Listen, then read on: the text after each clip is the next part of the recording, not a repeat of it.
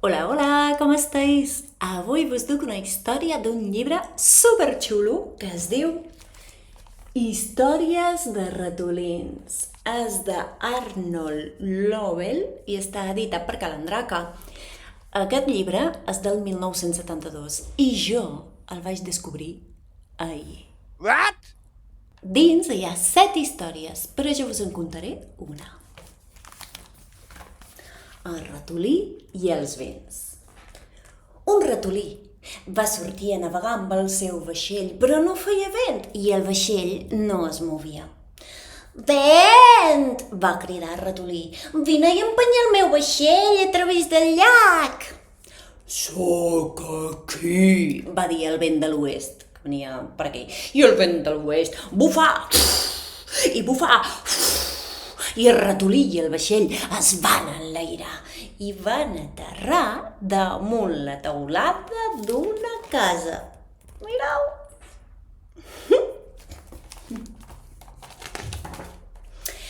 «Vent!», va cridar el ratolí. «Vine i treu el meu vaixell d'aquesta casa!» «Sóc aquí!», va dir el vent de l'est.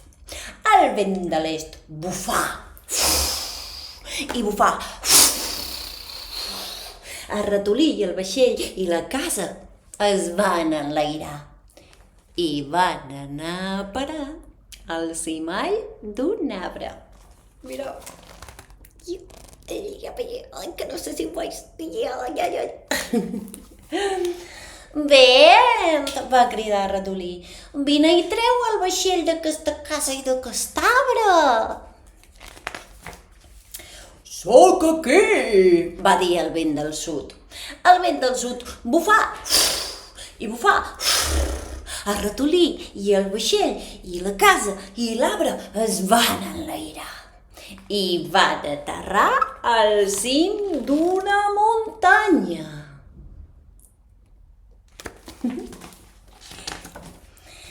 «Vent!», va cridar el ratolí.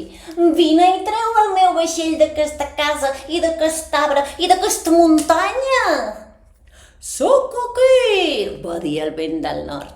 El vent del nord bufà i bufà. El ratolí i el vaixell i la casa i l'arbre i la muntanya es van enlairar i van aterrar enmig del llac. Mireu com bufava el vent. La muntanya es va enfonsar i es va convertir en una illa. L'arbre va aterrar damunt de l'illa i va florir. La casa va anar a parar al costat de l'arbre. Una dona va treure el cap per la finestra de la casa i va dir: «Quin lloc més bonic per viure-hi!» I el ratolí se'n va anar navegant amb el seu vaixell.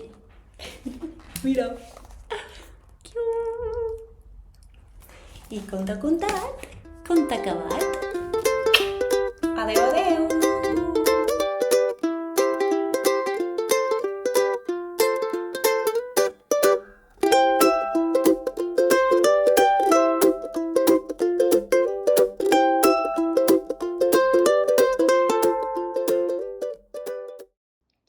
Ratolí es sortir a navegar. Va cridar el ratolí. I es veia. Ostres,